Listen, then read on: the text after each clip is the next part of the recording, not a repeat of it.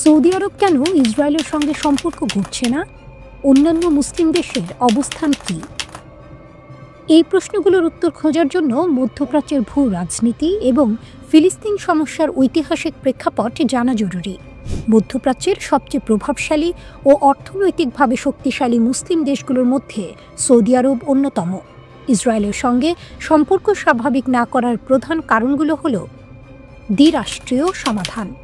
Saudi যুবরাজ মোহাম্মদ বিন সালমান স্পষ্ট করে দিয়েছেন, ইসরায়েলের সঙ্গে পূর্ণ ও আনুষ্ঠানিক সম্পর্ক স্থাপন করার আগে ফিলিস্তিন ইসরায়েল সংকটের দ্বিরাষ্ট্রীয় সমাধানের সুস্পষ্ট পথ নিশ্চিত করতে হবে। এর মানে হলো পূর্ব জেরুজালেমকে রাজধানী করে একটি স্বাধীন ফিলিস্তিন রাষ্ট্র গঠনকে ইসরায়েলকে স্বীকৃতি দিতে হবে। আরব পিস ইনিশিয়েটিভ 2002 এই উদ্যোগটি সৌদি আরবের নেতৃত্বে আরব লীগ গ্রহণ করেছিল। এর মূল শর্ত ছিল, ইসরায়েল যদি 1967 সালের দখলকৃত ফিলিস্তিনি ভূমি ও গোলান মালভূমি পুরোপুরি ছেড়ে দেয়, তবেই আরব দেশগুলো ইসরায়েলের সঙ্গে সম্পর্ক স্বাভাবিক করবে। ইসরায়েল তা প্রত্যাখ্যান করায় সৌদি আরব এখনও এই অবস্থান থেকে সরেনি। জনমতের চাপ। সৌদি আরব পবিত্র মক্কা ও মদিনার ধারক। ফিলিস্তিনিদের প্রতি সমর্থন সে দেশের মানুষের মধ্যে খুবই গভীর। গাজায় সাম্প্রতিক গণহত্যার মতো ঘটনায় মুসলিম বিশ্বে যে তীব্র ক্ষোভ সৃষ্টি হয়েছে, সেখানে ইসরায়েলের সঙ্গে সম্পর্ক স্থাপন করলে তা দেশের অভ্যন্তরে এবং বৃহত্তর মুসলিম বিশ্বে চরম জনরোষ সৃষ্টি করবে। আঞ্চলিক নেতৃত্ব।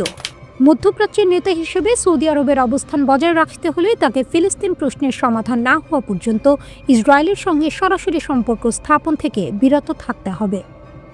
অন্যান্য মুসলিম দেশের অবস্থান। মুসলিম দেশগুলোর মধ্যে ইসরায়েলের সঙ্গে সম্পর্ক 3 ভাগে বিভক্ত। 1. চুক্তিবদ্ধ দেশ। আব্রাহাম অ্যাকর্ডস 2020 সালের আব্রাহাম অ্যাকর্ডসের মাধ্যমে এই দেশগুলো ইসরায়েলকে আনুষ্ঠানিকভাবে স্বীকৃতি দিয়েছে। সংযুক্ত আরব আমিরাত ও বাহরাইন 2020 সালের সেপ্টেম্বরে তারা চুক্তিতে সই করে। অর্থনৈতিক ও সামরিক সহযোগিতা, বিশেষ করে ইরান ভীতি মোকাবিলায় যুক্তরাষ্ট্রের সমর্থনের বিনিময়ে তারা ইসরায়েলের সঙ্গে সম্পর্ক স্থাপন করে। সুদান ও মরক্কো।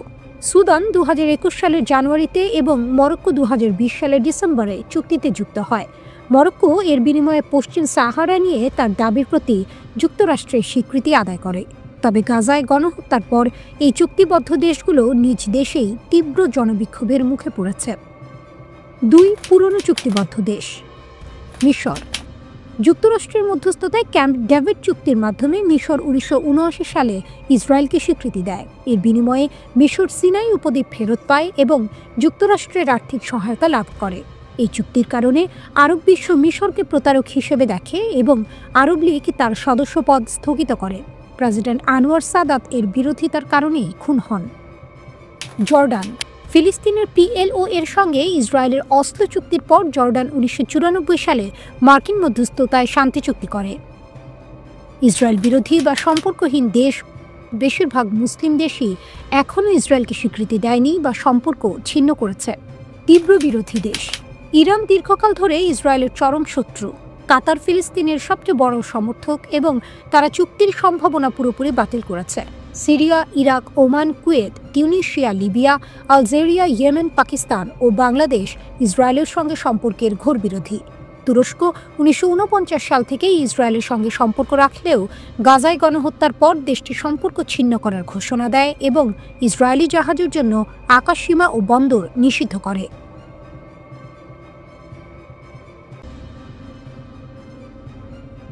ইরান সমর্থিত যোদ্ধারা মার্কিন মিত্র দেশ বা ইসরায়েল সমর্থক রাষ্ট্রের সঙ্গে যুক্ত স্থাপনায় বোমা হামলা চালিয়েছে। ইরাকের কুর্দিস্তান অঞ্চলে আমিরাতের মালিকানাধীন একটি গ্যাস কমপ্লেক্সে বড় ধরনের ড্রোন হামলার পর প্রায় পুরো অঞ্চলে বিদ্যুৎ গ্রিডের গ্যাস সরবরাহ বন্ধ হয়ে যায় এবং ব্যাপক ব্ল্যাকআউট দেখা দেয়। ইরাকের খোরমোর গ্যাস ক্ষেত্রে ড্রোন হামলার ঘটনা ঘটেছে। এই একটি বাক্যই যেন পুরো কুর্দিস্তান অঞ্চলের রাগে আতঙ্কে কাঁপিয়ে দেওয়ার জন্য যথেষ্ট ছিল, কারণ পরের খবরটি আরো ভয়ঙ্কর। ড্রোন স্টোরেজ ট্যাঙ্কে আঘাত হানে, যার ফলে ব্যাপক অগ্নিকাণ্ড ঘটে, বেশ কয়েকজন আহত হন। অন্ধকার রাতের আকাশে হঠাৎ আগুনের ফুলকি, বিস্ফোরণের শব্দ আর মানুষজনের দৌড়ঝাঁপ, সব মিলিয়ে যেন এক দুঃস্বপ্নের চিত্র। এতেই শেষ নয়। টাইমস অফ ইন্ডিয়ার প্রতিবেদনে বলা হয়েছে, কার্যক্রম স্থগিত, অঞ্চলের ৮০% বিদ্যুৎ নেটওয়ার্ক ক্ষতিগ্রস্ত হয়েছে। একটি মাত্র আঘাতে একটি গোটা অঞ্চলের আলো নিভে যাওয়া এ যেন যুদ্ধক্ষেত্রের পূর্বাভাস। ইরাকের কুর্দিস্তান অঞ্চলের খোরমোর গ্যাস ক্ষেত্রে অজ্ঞাত ড্রোন হামলা চালিয়েছে। কারা হামলা চালালো, কেন চালালো এখনো অজানা, কিন্তু আঘাতের ভয়াবহতা দেখে বোঝা যায় হামলাকারীরা ছিল প্রস্তুত আর উদ্দেশ্য ছিল বড় ধরনের ক্ষতি করা।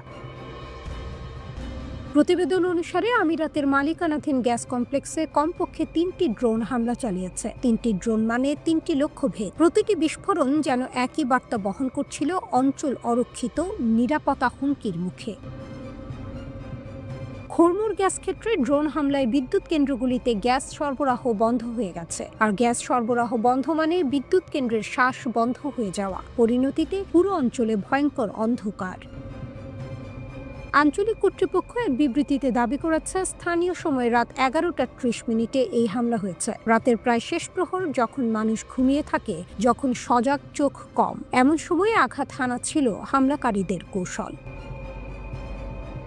সুলাইমানিয়া শহর সহ অঞ্চল জুড়ে ব্যাপক বিদ্যুৎ বিভ্রাটের খবর পাওয়া গেছে। বাড়ি, হাসপাতাল, রাস্তা সব জায়গায় হঠাৎ অন্ধকার নেমে আসে। মানুষ আতঙ্কে ঘর থেকে বের হয়, কেউ আবার মোমবাতির আলোয় খবর নিতে থাকে কি ঘটেছে। খোরমোর ক্ষেত্রটি অঞ্চলের বেশিরভাগ বিদ্যুৎ এবং জ্বালানি সরবরাহ করে, তাই এই ক্ষেত্রের ওপর আঘাত মানেই গোটা অঞ্চলের প্রাণকেন্দ্রে আঘাত। কর্মকর্তাদের মতে এই হামলার ফলে 2600 মেগাওয়াট বিদ্যুৎ বিকল হয়ে যায়। 2600 মেগাওয়াট, যা পুরো অঞ্চলের জীবনধারাকে কয়েক ঘন্টার মধ্যে থামিয়ে দেওয়ার মতো শক্তি। এই হামলার ফলে গ্রিড বিকল হয়ে যায় এবং অঞ্চলের 80% বিদ্যুৎ নেটওয়ার্ক ব্যাহত হয়। একটি মাত্র হামলা, আর সেই হামলার প্রভাব পুরো অঞ্চলের ওপর ভূমিকম্পের মতো আঘাত হানে। একটি নিরাপত্তা সূত্র জানিয়েছে যে গ্যাস স্টোরেজ ট্যাঙ্কগুলিতে আঘাত হানা হয়, যার ফলে আগুন এবং বিস্ফোরণ ঘটে। রাতের আকাশে আগুনের লেলিহান শিখা উঠতে থাকে, দূর থেকে দেখা যায় লাল আলো আর ধোঁয়ার মেঘ। পশ্চিমা নিষেধাজ্ঞাগুলি ইরানের ড্রোন বিপ্লবকে থামাতে ব্যর্থ হয়েছে। ইরান দেখিয়ে দিয়েছে যে চাপ যতই আসুক, তাদের অগ্রগতি থামানো যায় না। তেহরান যুদ্ধকালীন ড্রোনগুলিকে কৌশলগত শক্তির বড় সম্পদে রূপান্তরিত করেছে। ক্র্যাপ থেকে কৌশলে এগিয়ে যাওয়া মোহাজের ড্রোন এখন ইরানের ইউএভি শক্তি বৃদ্ধির প্রধান চালিকা শক্তি হিসেবে দাঁড়িয়েছে। ইরান ইরাক যুদ্ধের কঠিন বছরগুলিতে জন্ম নেওয়া মোহাজের ড্রোন পরিবার ইরানের প্রতিরক্ষা ব্যবস্থায় বড় পরিবর্তন এনেছিল, যা একসময় একটি সাধারণ হালকা নজরদারি প্ল্যাটফর্ম হিসেবে শুরু হয়েছিল, সেটি পরে একটি বিশাল ক্রমবর্ধমান ইউএভি প্রোগ্রামে রূপ নেয়।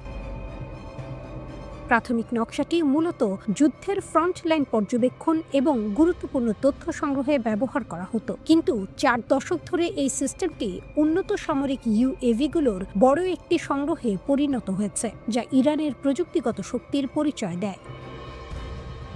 মোহাজের ড্রোনগুলি এখন নজরদারি, লক্ষ্যবস্তু শনাক্তকরণ, যুদ্ধ মিশন এবং শত্রুকে প্রতিরোধ করার কাজে ইরানকে সহায়তা করে। প্রথম মোহাজেরের একটি সহজ কাজ ছিল শত্রুর অবস্থান খুঁজে বের করা এবং তৎক্ষণাৎ রিপোর্ট পাঠানো, কিন্তু এটি এত কার্যকর ছিল যে ইরান আরও গবেষণায় উৎসাহিত হয় এবং প্রযুক্তিগত অগ্রগতি জোরদার করে।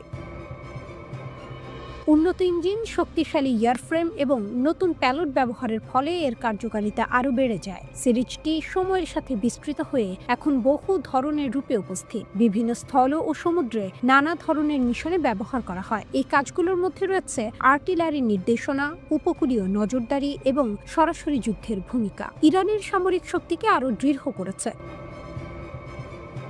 পরবর্তী মডেলগুলোতে যোগ করা হয়েছে উচ্চ রেজলিউশনের ক্যামেরা, তাপীয় ইমেজিং এবং উন্নত যোগাযোগ ব্যবস্থা। জিপিএস সহায়তাপ্রাপ্ত নেভিগেশন এবং দীর্ঘক্ষণ আকাশে থাকার ক্ষমতা মিশনগুলোকে আরও শক্তিশালী করেছে। মোহাজের 6 এবং মোহাজের 10 মডেলগুলোতে যুক্ত হয়েছে হামলা পরিচালনার ক্ষমতা এবং নির্ভুলভাবে লক্ষ্যবস্তু আঘাত করার সুবিধা।